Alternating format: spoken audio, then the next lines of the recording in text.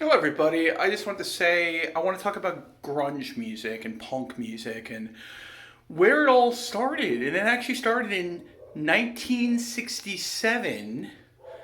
Uh, Iggy Pop and the Stooges had a started punk music basically in the 1960s, 1967, and Funhouse. I want to say it came out like either 70, 71, or 72, and that was like really it's hard to tell that that's not like a punk grunge album from the late 80s, early 90s or something, but it's wild. It's like wow. And then it influenced many other bands, including the Ramones and another band that comes to mind as well is the Melvins, who they that was my air freshener, by the way. They influenced the Melvins, everything from grunge to sludge metal, whatever that is. I'm not really sure what that is. And then you had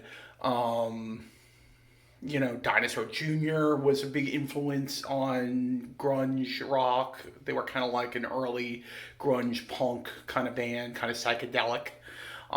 Then you had um, Mudhoney. Mudhoney was a big influence in the grunge era. They're still around. You could still Dinosaur Jr. and and Mudhoney are still like producing albums and stuff, still coming out with stuff. They're still with us, and glad to hear that the lead singer to Dinosaur Jr. His name is Jay Mascis. He does not drink. I don't know if he did at one point. He doesn't do drugs. Again, I don't know if he did at one point, but he's what you call a teetotaler. I think that's what you call them. But he doesn't drink. He doesn't do drugs, and yet the guy makes some of the more psychedelic music in the world. I don't know. It's just wild. It's really cool stuff.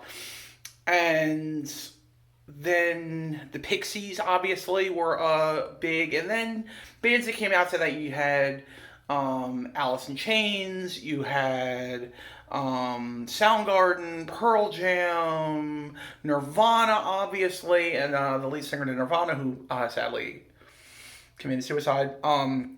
He was friends with Jay Mascis. Actually wanted him to join Nirvana, but he was like, "No, I'm kind of good. I got my own band here." So maybe it's a good thing he didn't join Nirvana at that time, from what we know of what happened to Kurt Cobain. So yeah, basically modern grunge, modern punk owes everything to all these bands I mentioned, but the first one that I know of that came out was in 1967, Iggy Pop and the Stooges. Thank you, everybody. Have a great Sunday.